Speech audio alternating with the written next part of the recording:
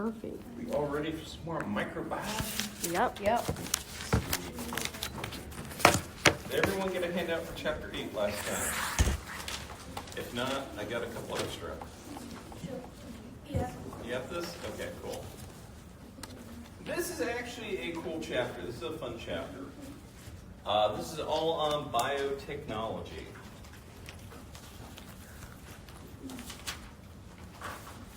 So what's that mean? That means taking microorganisms and trying to get something useful out of them. So give me some examples how we might do that. Making things like insulin, hormones. Yes. Super weed. Somebody remember that, yes. So, so biotechnology, you're basically taking microorganisms and you're using them to make useful products. So that could be, making synthetic hormones, which I'll show you how they do that today.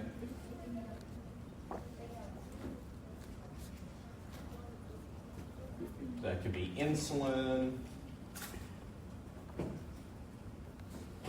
That could be growth hormone, etc. You could basically crossbreed different organisms to get a phenotype you want. So we'd say selective breeding.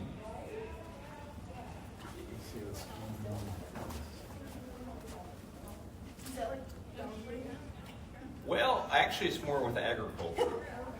This is not showing.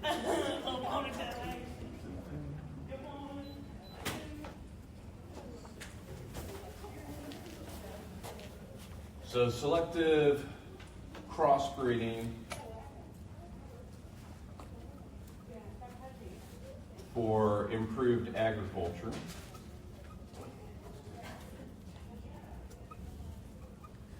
Once again, best example of that is super wheat. You take multiple different strains of wheat, you crossbreed them, and then with that you get a phenotype that can survive any environment. Would that be considered bioengineered? Mm-hmm. People Yeah, are you super could afraid of that, technically but I get a lot of times it's just crossbreeding like that, not There's fake a lot of food. genetics behind the scenes. Right. And then you can also use it, this one's the part that's controversial, remove unwanted phenotypes in utero. And this is supposedly where the future's going, but that's what's controversial. So supposedly in the future, they're going to be able to do a full genetic analysis on your baby before it's born and say, oh wait, it's got a gene for diabetes, you want us to splice that out for you. It's got a gene for heart disease, you want us to splice that out. That would be amazing. What? Until you get into like eugenics, you know. Yeah, they're going to basically try to get the whole human genome. Where's the line? Well, that's the Where do you stop? controversy. So some people, it sounds kind of Frankensteinish. So, because folks may use it for, I want my son to be a 6'8" basketball player in the NBA and make millions. Okay, we'll change his growth genes, basically. You know. It does, and that's Yeah. humans to do the and that's the problem is that Breed what? people with more money humans to do prep work. than their kids In excel theory, at. somebody could do that. Yes, super children and then normal children. See how much fun biotechnology is? It already gets a conversation going. So. Starts playing with God. Yes, and then like people talk about ableism as well. Like say Down syndrome, you decide, oh, I don't want my child to have that, and you remove it. So at what point do we decide? So it'd be a perfect race, basically. Yeah, In that's where the theory. controversy is because where's that line drawn? You can do this, you It'd can't be do for the that. super rich, so. Yes, it It's not would. be the same. Yeah, Where is that saying people with Down syndrome don't come to a lot? that's what I'm saying. That's ableism. Yeah. We haven't even got to cloning yet, guys. That's the end of the chapter, but that's also the other one. That's weird to me. Oh, cloning is really easy to do. Let's do it. All right, you could. They've known how to do it since the 1950s. That's wild. Yeah, it's been illegal. But then, do you guys remember Dolly the sheep? Yeah. From 96, that was the first mammal, I should say, that was cloned. And then a couple years later, in 98, some doctors cloned some rhesus monkeys. So you can easily clone a primate, which would include humans. We won't tell anyone Is the wolf if you still want to do alive? it in class. Yes, the dire wolf. The That is dire my wolf? favorite. I actually included that in your handout. That's the last page. I didn't know if it was I'm getting still me a alive dire or wolf not. puppy. I've already told my wife. We're having a big argument about it. I don't care. I'm getting it. Because she wants to get a mini cow. And I'm like, dire wolf puppy. She's like, mini cow. Dire wolf puppy. Mini cow. It's like, your dire wolf puppy will eat my mini cow. I'm willing to take that risk. And then I sleep on the couch. But anyways, we're still debating on that one. So I gotta get. Any Game of Thrones fans in here? I gotta get a dire wolf puppy. That's like my bucket list. Okay. This is where we left off last time.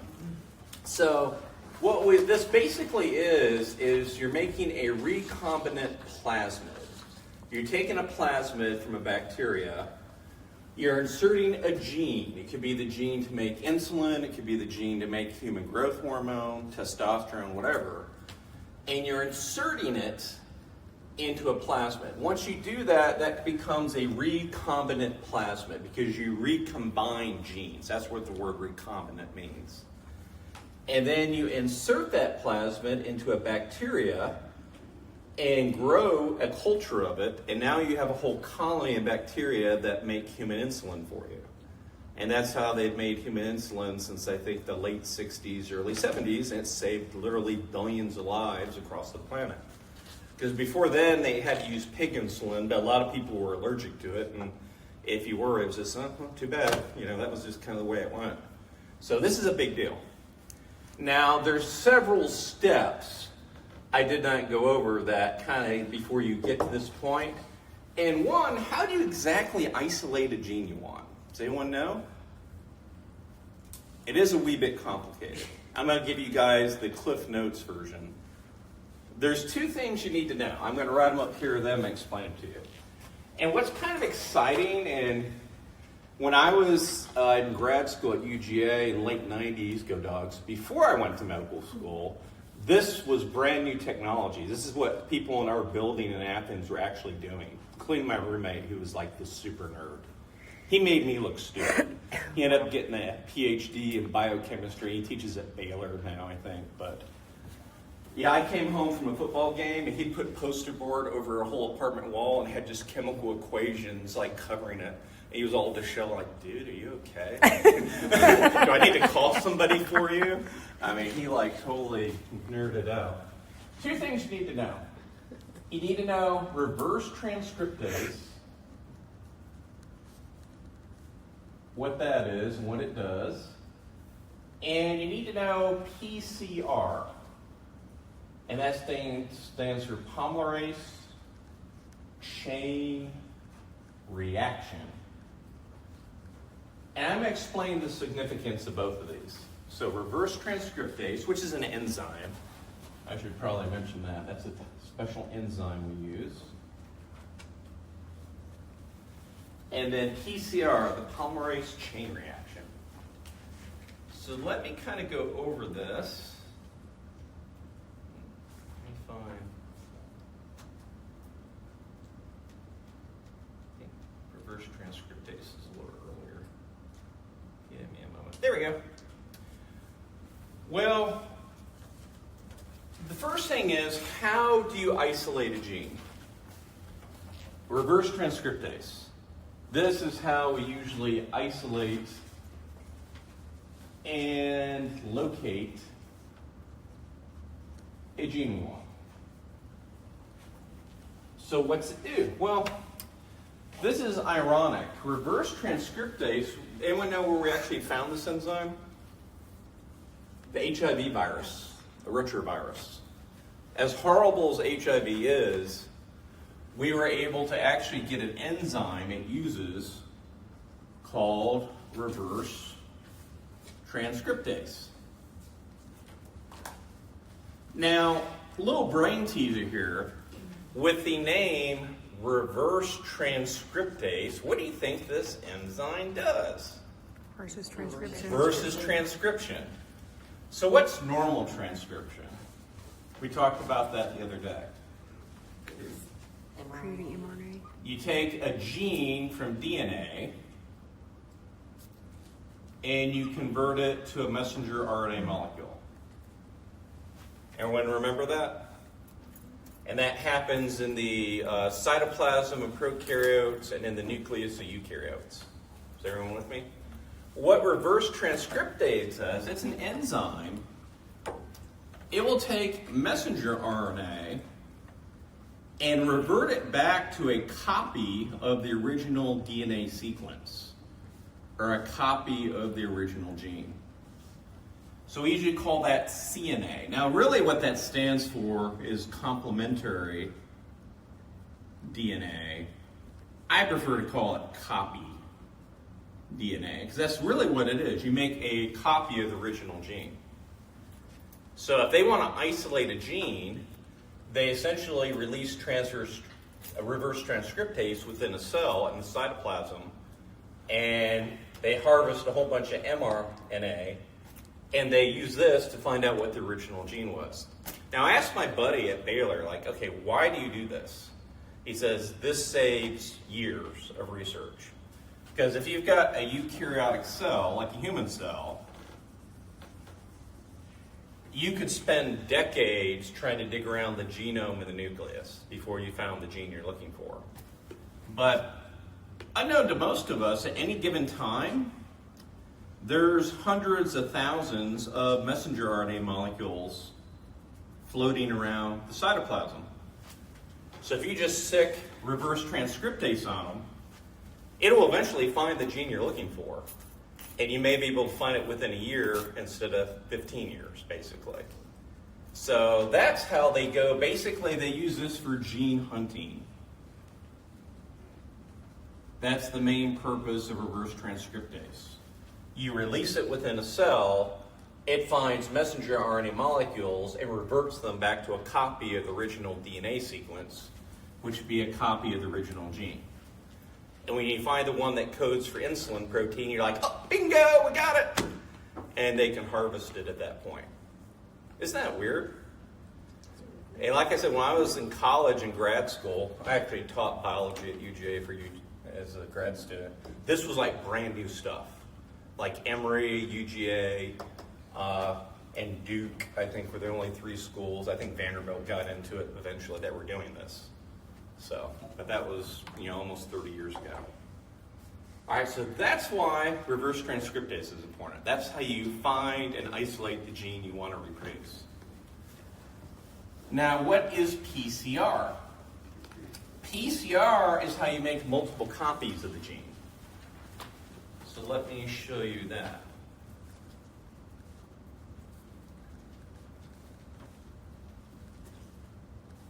PCR stands for polymerase chain reaction. And what it does, you take a single molecule of DNA and it makes multiple copies of it.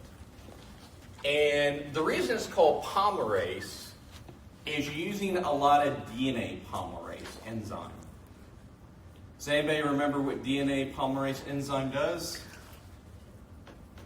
It makes copies of DNA. Yes, this is the enzyme that makes copies of DNA. So when your cell wants to go through mitosis, remember it's got to make a copy of your chromosomes in the S phase before it can go into mitosis. Well, it uses DNA polymerase to do that. So pretty much every living organism uses DNA polymerase to make copies of its DNA.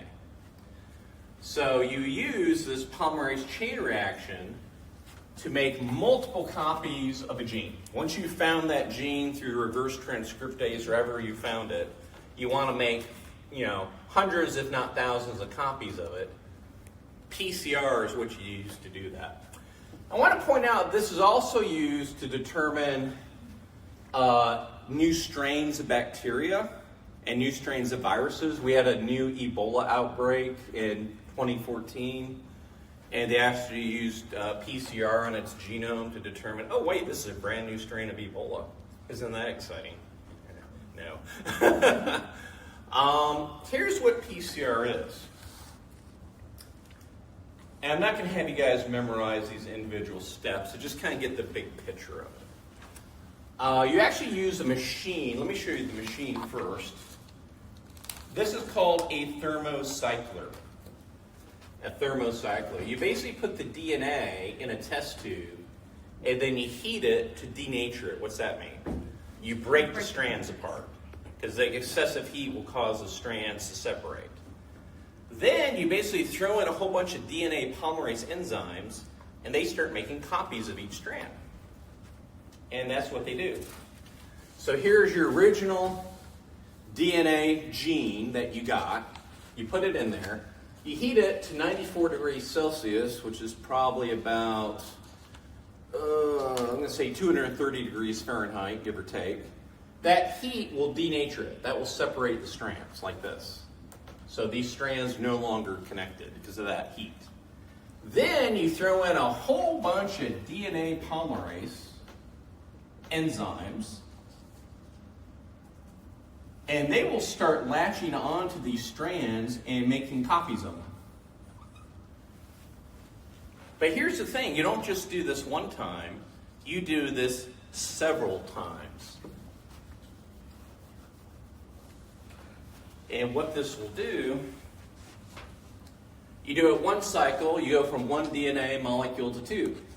Second cycle, you go from 2 to 4. Third cycle, from 4 to 8. Fourth cycle, from 8 to 16. Fifth cycle, 16 to 32. Next cycle, 32 to 64, etc.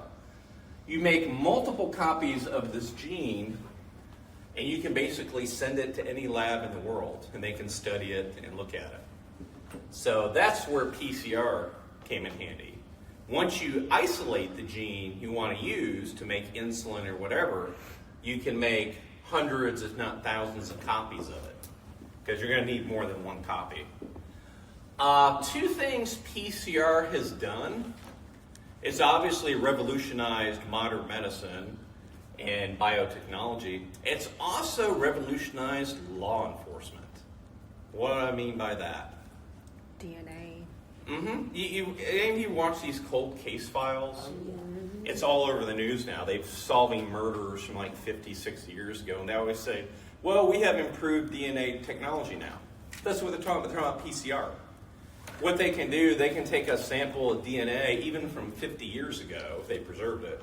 It could just be like a little teeny spot of blood or something. And they can put it in a PCR machine and blow it up and make hundreds of copies of it, and then send it to every genetics database across the country until they get a hit. And honestly, also how they're catching a lot of them isn't just PCR, it's all those DNA ancestries and 23andMe's. Because what they usually find is, oh, there's a great nephew or niece that has like an 80% match to this one. They found out, oh yeah, their uncle like 50 years ago was a prime suspect in this murder. And then they go and get a DNA test and match it, and they're caught. That's how they found the Golden State. That's how they found the Golden State It's Killer. also how they found the Long Island serial killer just recently. So when they say improved DNA technology, they're talking about PCR. And they just, I read it up last week, they just found a woman, they confirmed that she was killed by Ted Bundy. That was like in the 70s, but they just had figured out that was his DNA. Wow. So that's why I say PCR is a big deal. It hasn't just changed genetic medicine, it's changed law enforcement. So definitely know this. This is really important. How many people put their stuff in there voluntarily?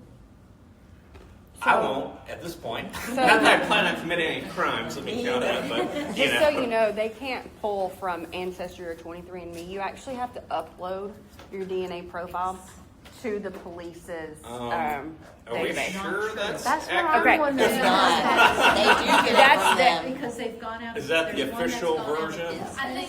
Yeah, they true. say- 23 now, That's 23andMe, not- yes, because they're, is that the one Yeah. that's going out? I would like to think They're that's not true. supposed to pull from that. Well, they You're do. supposed to have to Yeah. voluntarily. They do. No. That's basically it. I thought that's how they do it, like Yeah, genealogy or something.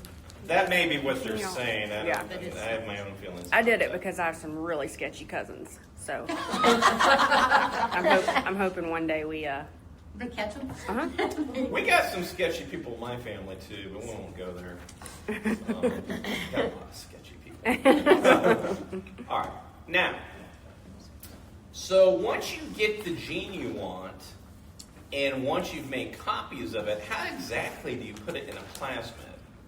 Well, there's a couple steps there, and man, I don't know who designed this chapter. They must have been drinking. So they literally put it like all helter-skelters. Here we go. You've got to use a restriction enzyme to cut DNA. So what are restriction enzymes? Well, they're actually enzymes you actually get from other microorganisms. They're enzymes you can get from different strains of bacteria that will cut DNA at certain locations. Think of this literally restriction enzymes. I'm going to turn the lights on.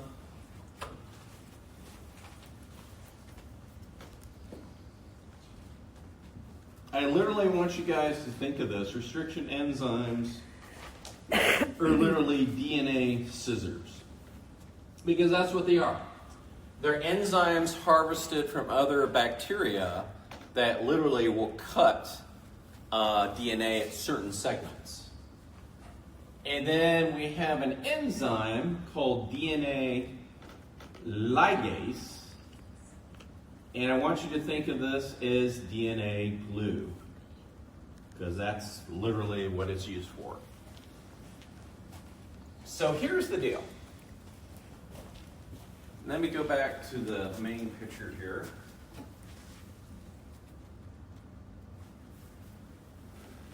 You got the copy of the gene you wanted. You used reverse transcriptase, so you made a whole bunch of copies of it with PCR. Now you've got this plasmid you've harvested from a bacteria. How do you open up the plasmid? Well, you got to use restriction enzymes. So restriction enzymes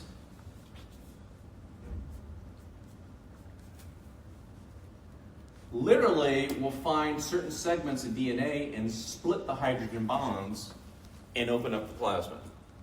And you may have to use more than one. You may have to use several restriction enzymes. But like I said, they're literally the DNA scissors. Okay? You did that. So then you insert the gene. This could be the gene for human insulin or whatever.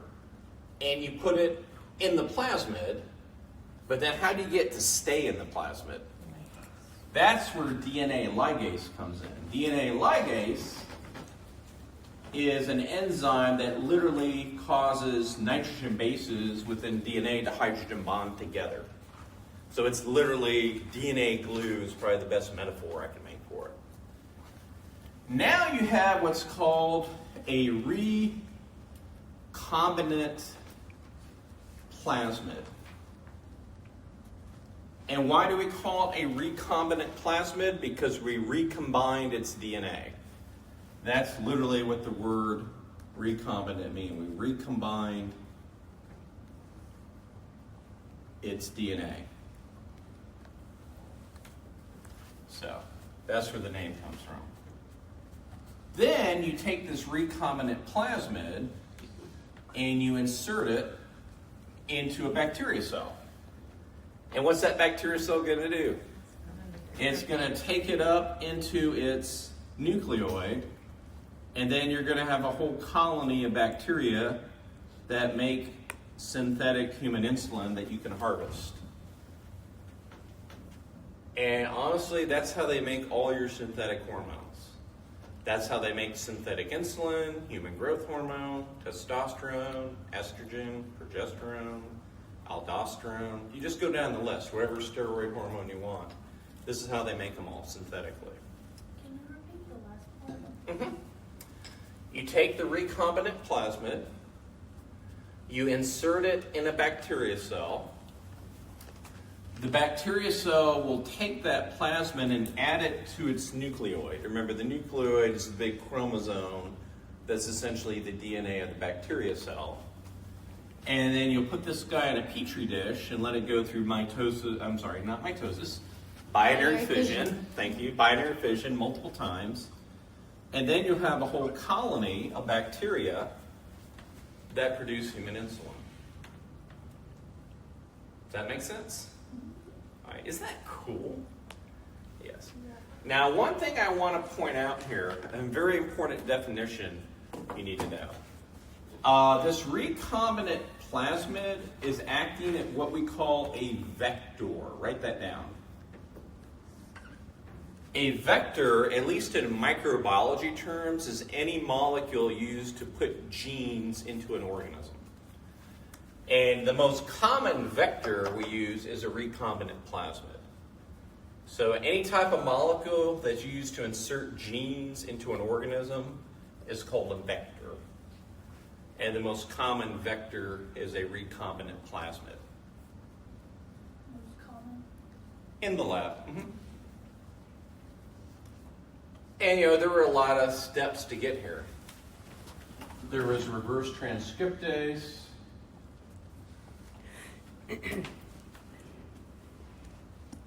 To find the gene we wanted. And then there was PCR to make multiple copies of the gene we wanted. And then we had to use restriction enzymes to open up the plasmid. And then we had to use DNA ligase to kind of glue the gene into the plasmid. And then we had to use it as a vector by inserting it into the bacteria so they would take it into the nucleoid, then to make the final product that we wanted. So that is recombinant DNA technology for you folks. How long does that take? Oh, it takes a while. This would take several hours, if not days, maybe even a couple weeks, depending on what you're trying to recreate. I guess that's as long as everything moves smoothly. Yes, that's the other thing.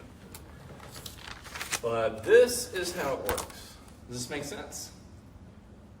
This is kind of cool. I always thought this is the coolest thing. Okay.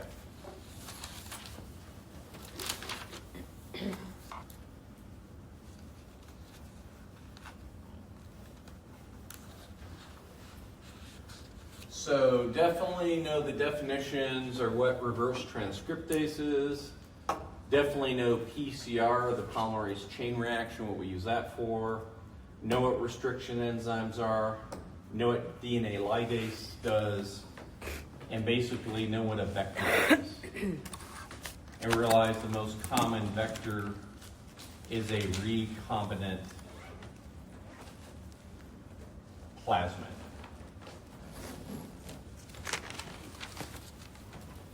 Now, let's see what else is in here that would be fun. I think it's just cloning. I think we're almost to cloning.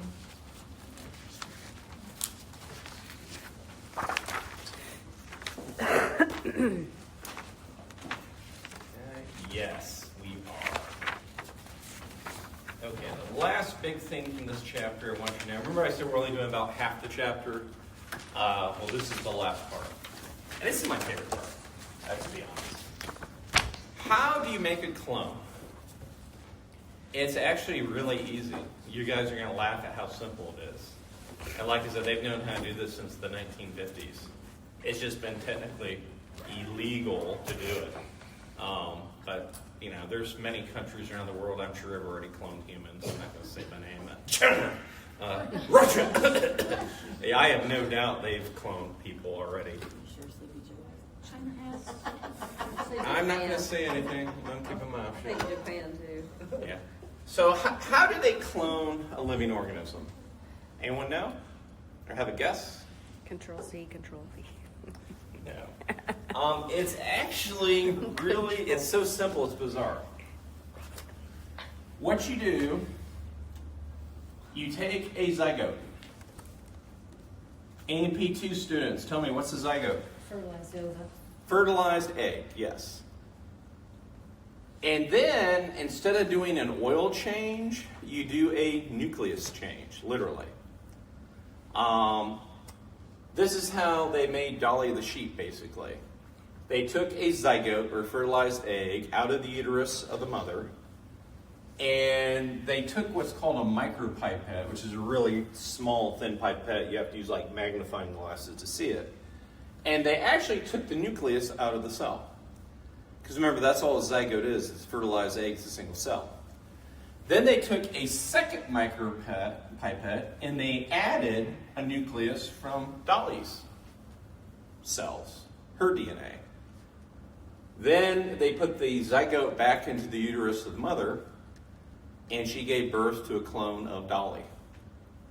So like I said, it's literally that simple. Instead of doing an oil change, you're doing a nucleus change of the zygote. Isn't that fascinating but creepy at the same time? Yeah. So in Russia, what they're trying to do right now, they're trying to bring back the woolly mammoth. Because they have this whole idea they want to do. This is a true story. I read this like 4 or 5 years ago, and I keep seeing articles on it. They want to make like a Jurassic Park, but with like woolly mammoth and saber-toothed tigers and stuff. So, yeah, I know. We've had so many movies that show that's a really bad idea. Yeah, we know how this ends. But they're going to do it anyways. They're going to take an African elephant who's pregnant. They're going to take a zygote. And apparently they've, harvested woolly mammoth DNA from fossils they found and all that in the tundra. And they're going to take out the nucleus of the zygote and insert a nucleus from the remains of a woolly mammoth, and then put that zygote back in the elephant, and that elephant will give birth to a baby woolly mammoth. And I'm so going to buy one if they actually do that. But I think you might hurt your dire wolf. I don't know. Dire was pretty tough. But that's what they did with the dire wolf. So the original zygote Is no more. So, yeah, your last page, this is what they did in Texas. It made the news like about a year ago.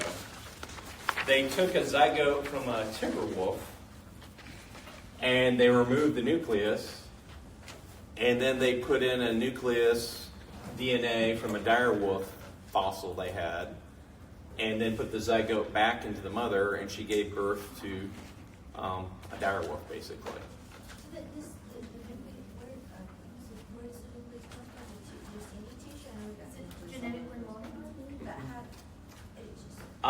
If you have a skeleton, you can break down that bone into individual cells, and then you can harvest nuclei from that.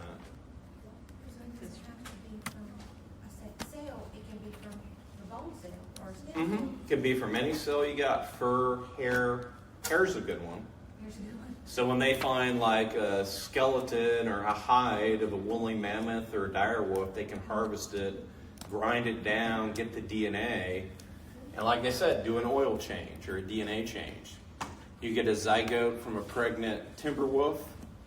You take the original nucleus out. You put a new nucleus in with your dire wolf DNA.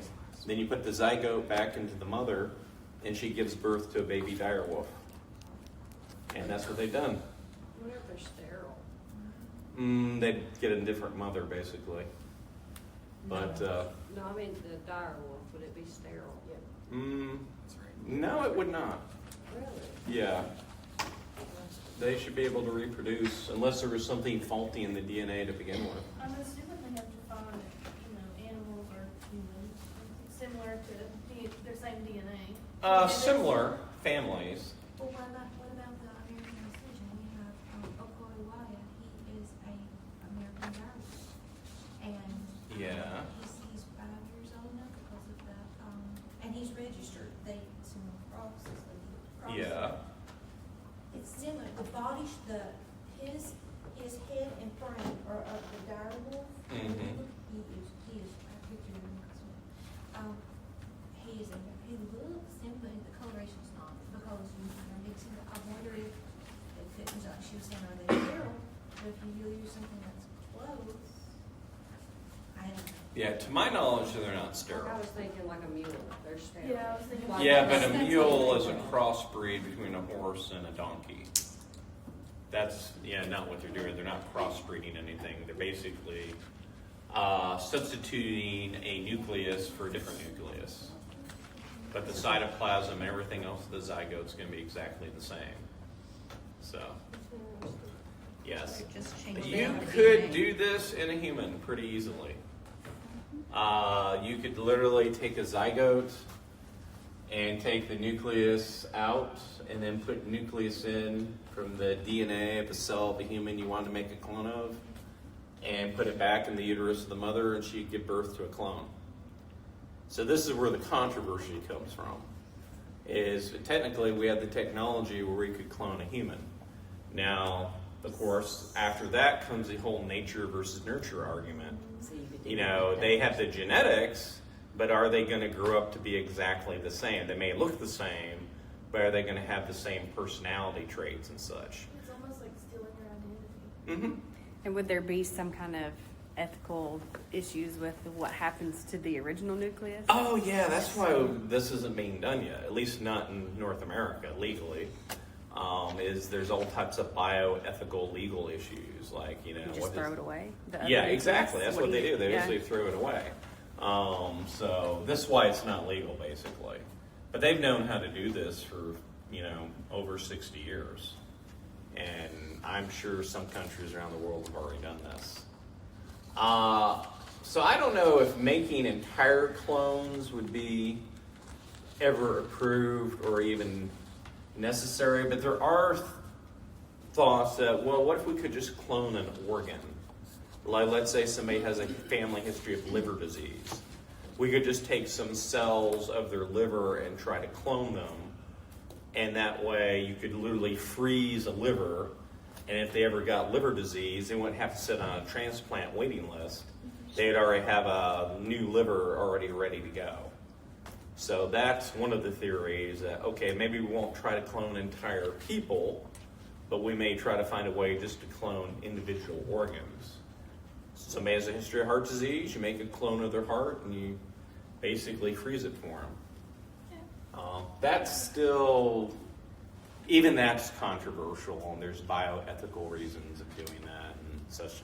I've heard of people wanting to clone their beloved animal. So they have a dog that they adore, and the dog is dying, and so they want to clone and have another one just like it. Mm-hmm.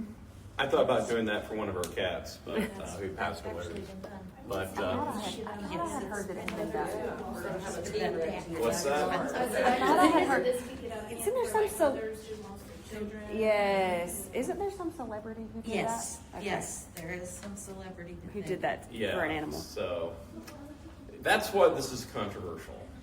You get all types of bioethical, dilemmas, if you will. So I don't know if this will ever be common. I'm not saying it should or shouldn't, but this is how you do it. And this is considered part of biotechnology because they have the ability to do that. So it's kind of cool. I mean, I'm not saying I would recommend doing it, but I think it's really interesting how they came up with this. I mean, it's really not that complicated. So that's how you clone animals. And that's how they made all the direwolf puppies, which I eventually would get one of these. So, Along with I'm your sure. really mad. all right, so any questions on this? No? Okay, that is chapter 8 for you guys. So now we have officially covered all 4 chapters, 5, 6, 7, and 8. You guys be ready for a test next Tuesday? Sure. I'm joking. No. Dang, Mel. Teasing. If you can't Uh, tell he was joking. She's like, sure. we will have a review on Tuesday. Test will either be, I haven't decided yet, either next Thursday or the following Tuesday. One of the others. Can we have a vote? I can be bribed. No, I'm just kidding. Okay. He likes to hear.